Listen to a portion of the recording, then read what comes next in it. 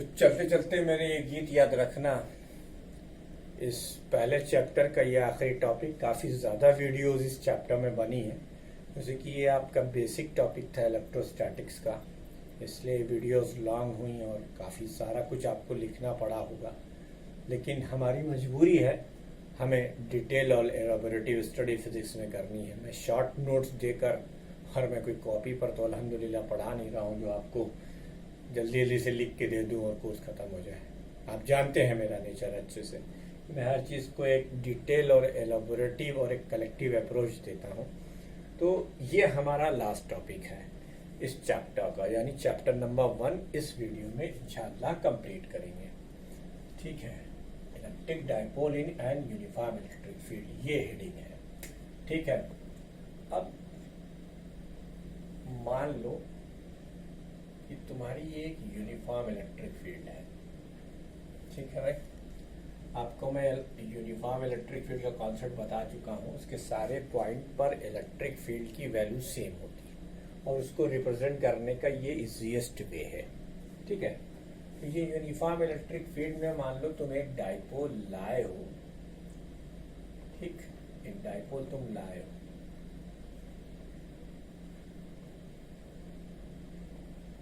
ये तुम एक डायपोल लाए हो। ठीक है, तो जैसा कि पिछले वीडियोस के थ्रू आपको ये पता है कि जब पॉजिटिव चार्ज इलेक्ट्रिक फील्ड के अंदर आता है तो उसकी टेंडेंसी होती है, एक फोर्स एक्सपीरियंस करता है जिसकी वजह से वो अपनी उस टेंडेंसी की वजह से इलेक्ट्रिक फील्ड के अंदर जाना चाहता है। ठीक उसी का उल्टा बिहेवियर आपका नेगेटिव चार्ज करेगा और ये बाहर जाना चाहेगा, एफ इस पर भी लगेगा। अब ये दो फोर्सेस इक्वल क्यों हैं? क्योंकि हमने जो इलेक्ट्रिक फील्ड का स्ट्रेंथ एज्यूम की है वो हमारी ई है और डायपोल के दोनों चार्जेस के मैग्नीट्यूड सेम होते हैं। तो ये जो एफ इसके ऊपर लग रहा है इसकी भी वैल्यू क्यू ई होगी और इस पर जो लग रहा है उसकी भी वैल्यू क्यू ई होगी। लेकिन प्यारे बच्चों एक बात देखो, दोनों फोर्सेस की डायरेक्शन अपोजिट है और ये सिचुएशन है एट t बराबर 0 की। आपकी बुक में एक फिगर बना हुआ है, मैं एक फिगर से काम देखता हूँ। ये t बराबर 0 पर the time eight which you start a dipole, you start observing a dipole in an uniform electric field। अब फिर हम एक दूसरा फिगर बनाते हैं और आगे की चर्चा बढ़ाते हैं। At t is equal to T, भाई देखो, जब किसी ऑब्जेक्ट पर दो फोर्सेस लगे जिनकी डायरेक्शन अपोजिट हो और मैग्नीट्यूड सेम हो तो क्या होगा? सवाल ये पैदा होता है, क्या होगा? What will be happen?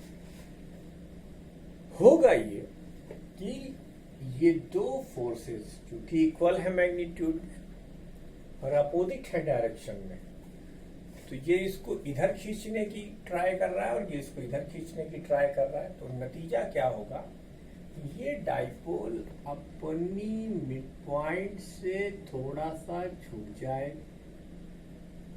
अब ये प्लस चार्ज पर लगने वाला फोर्स है F is equal to q E, ठीक है, और ये माइनस चार्ज पर लगने वाला फोर्स है F is equal to q E. ये t बराबर t की पोजीशन है। मान लो इस पोजीशन में ये इक्विलिब्रियम से थीटा एंगल बनाता है। कितना एंगल बनाता है? थीटा। ठीक है, हमने डायपोल को लाके इलेक्ट्रिक फील्ड के अंदर ऐसे इंसर्ट कर दिया। टी टाइम के बाद जब आप देखोगे तो इक्विलिब्रियम पोजीशन जब आएगी तो डायपोल कुछ इस तरीके से होगा। ये थीटा एक जनरल वैल्यू है, ये डिपेंड करेगा आगे के डेरिवेशन में हम आपको बताएंगे कि थीटा किस पर डिपेंड करता है, कैसे ये हुआ। ठीक है, तो अब साहब एक काम करते हैं, ये वाला है ना the two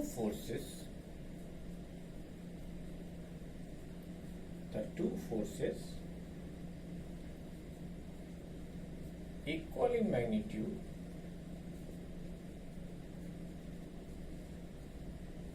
and opposite in direction.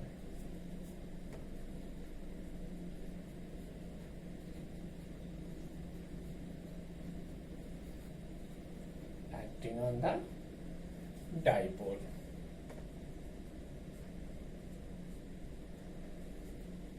Hence,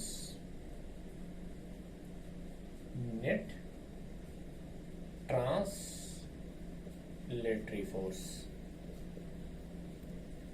F translatory की वैल्यू 0। इसका मतलब न ये आगे जा सकता है न ये पीछे जा सकता है। लेकिन इस फोर्स को देखो और इस फोर्स को देखो, जब इसके बाद ये सिचुएशन है तो ये डाइपोल को इधर घुमाने की कोशिश करेगा और ये डाइपोल को इधर घुमाने की कोशिश करेगा। आहा, तो ये क्या बन गया बच्चों? इसकी लाइन ऑफ एक्शन ये है, इसकी लाइन ऑफ एक्शन ये है और ये इन दोनों के बीच की परपेंडिकुलर डिस्टेंस है।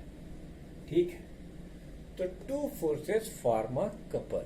क्या बनाएंगे? कपल। और कपल बनने के बाद क्या होता है? Rotatory motion. तो रोटेट करने वाला जो फोर्स होता है उसे हम टॉर्क कहते हैं। ठीक है, क्या कहते हैं हम? टॉर्क ना। तो two forces form a couple. Two forces form a couple and the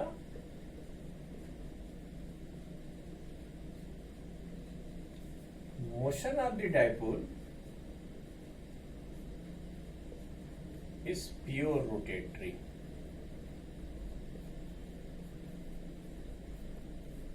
Pure rotatory. ठीक है, due to movement of force or torque. Due to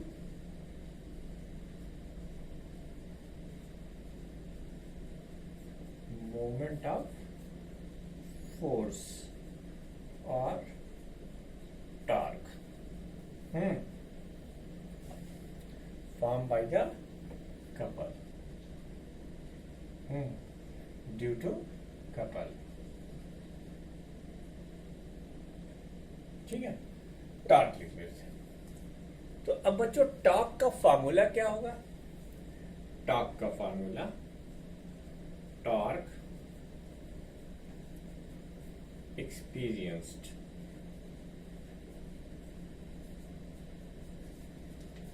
by the dipole, ये हो जाएगा magnitude of force multiplied by perpendicular distance between the line of action of force.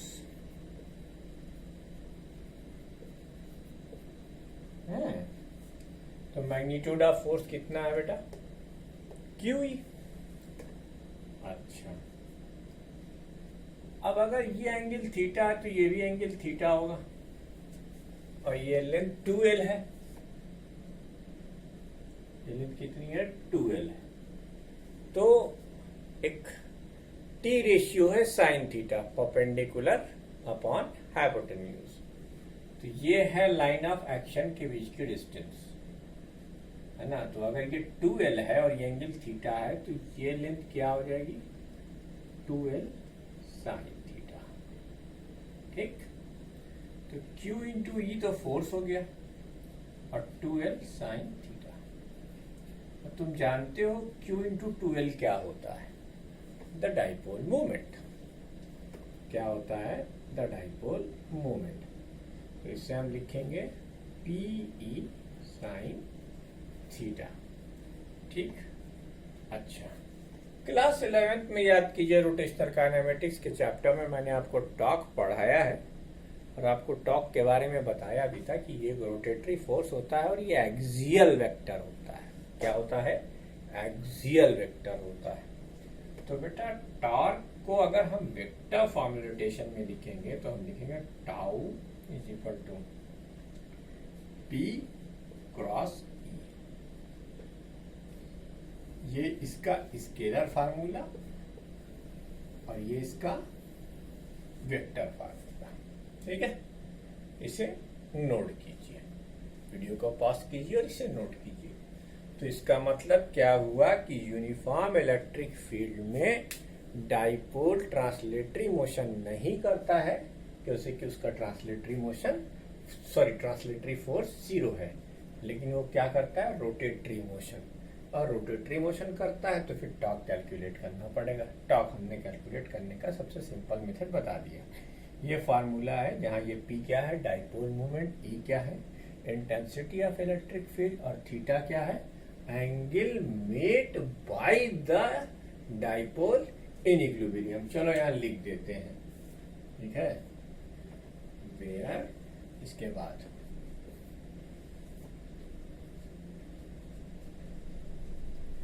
where theta is the angle made by the dipole with direction of E in equilibrium position.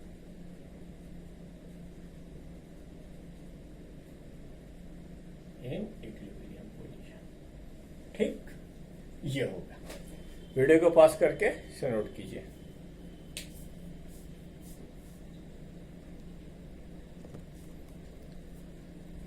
चलो तुम्हें कुछ और जलवे और नगमे दिखाता हूं इस फार्मूले के। Tau is equal to P E sine theta, ठीक। If theta is equal to 90 degree then sine 90 degree is equal to 1। और ये क्या है, maximum value of sine theta है। ये क्या है, maximum value of sine theta, ठीक। इस केस में हम यहां लिखेंगे tau maximum is equal to P into E, ठीक है। अच्छा, अब देखो डाइपोल मूवमेंट को मैं एक और तरीके से डिफाइन करने जा रहा हूं। क्या करूंगा, लिखूंगा late E is equal to 1 unit, then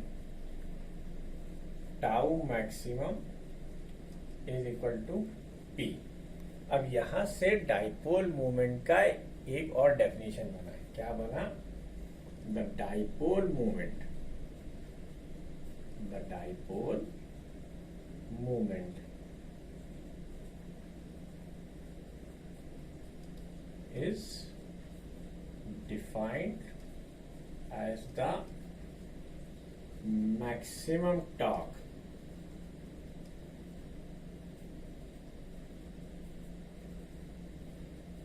experienced by the dipole when it placed perpendicularly in the uniform uniform electric field of unit magnitude।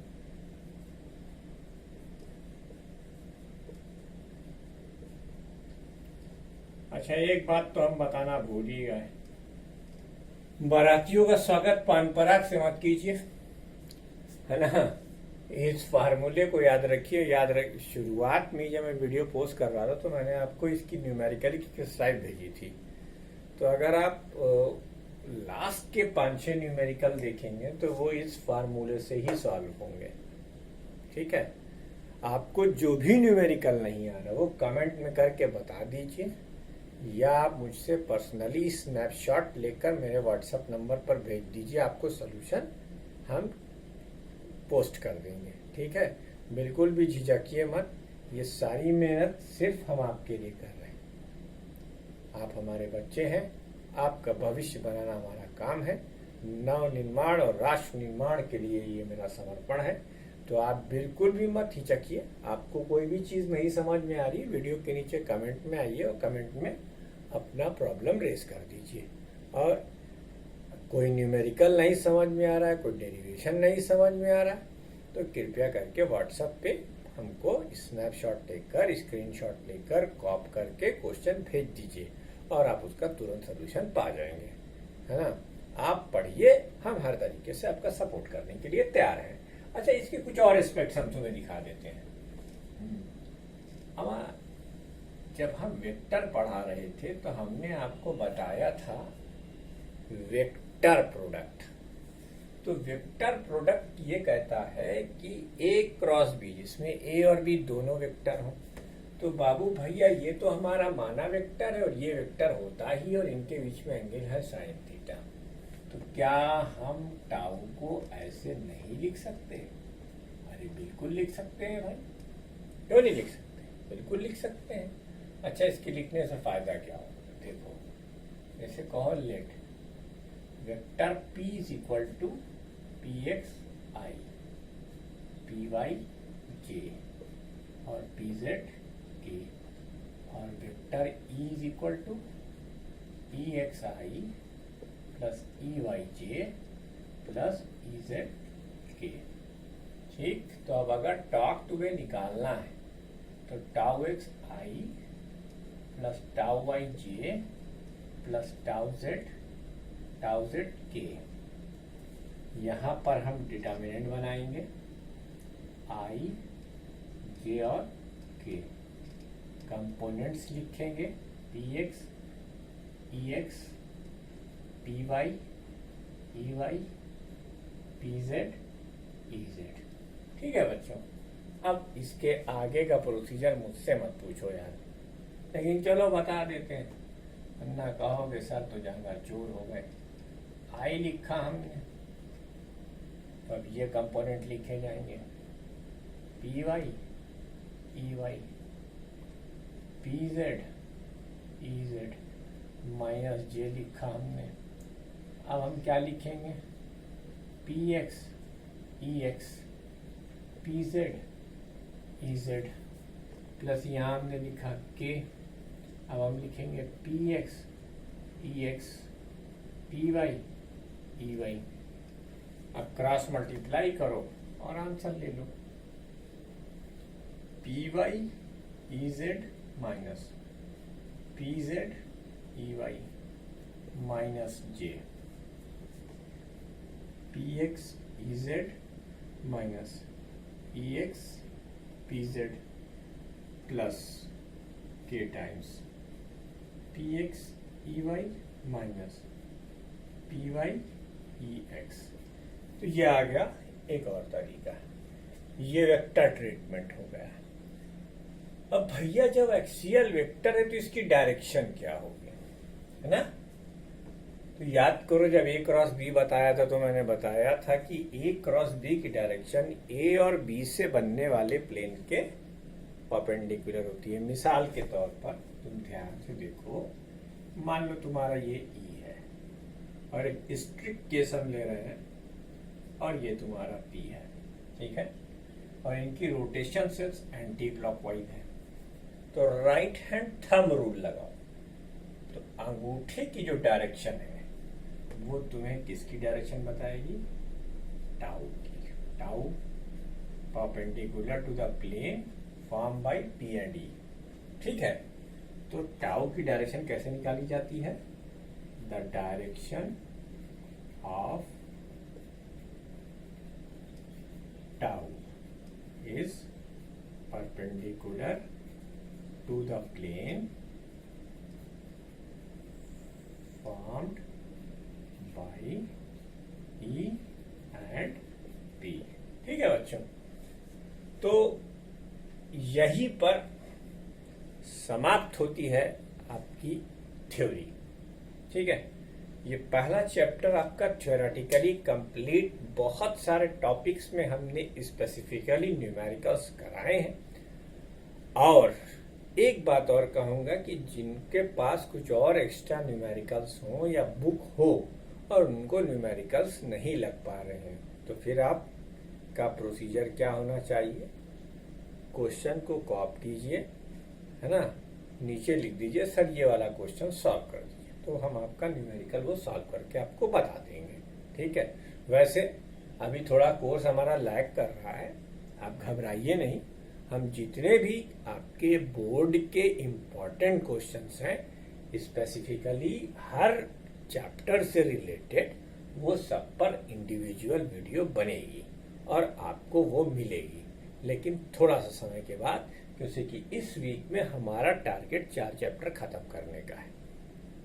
ठीक है बेटा, तो ये थ्योरी आपकी यहीं कंप्लीट होती है।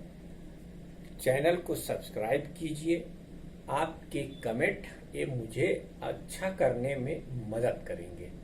कुछ नहीं समझ में आया तो बताइए। अच्छा, एक और जरूरी बात, जो बच्चे electric field due to a dipole at an axial and equatorial position prepare कर रहे हैं, उनको तीसरा वाला डेरिवेशन स्किप भी कर दें तो कोई दिक्कत नहीं है ना, वो आप छोड़ दीजिए। जब कभी आपका फुर्सत का टाइम हो, वो मैंने कॉम्पिटिटिव पॉइंट ऑफ व्यू से बताया है, तब आप उस डेरिवेशन को देख सकते हैं, अन्यथा उस डेरिवेशन को छोड़ दीजिए। मुझे उम्मीद है कि मैंने जितने भी बोर्ड पे चीज़ें लिखता हूँ वो सब आपकी कॉपी पर होगी, और जब कभी भी लॉकडाउन ओपन होगा और हम लोग फिजिकली मिलेंगे तो वहाँ पर आप हमें अपनी कॉपी दिखाएंगे और हमें आपको ये सब चीज़ें आप हमें नोट करके बताएंगे। बहुत बहुत शुक्रिया। इसी के साथ ये चैप्टर यहाँ ख़त्म होता है। वीडियो देखने के लिए बहुत बहुत शुक्रिया। कृपया कमेंट ज़रूर करें और चैनल को सब्सक्राइब कर लें। Thank you very much.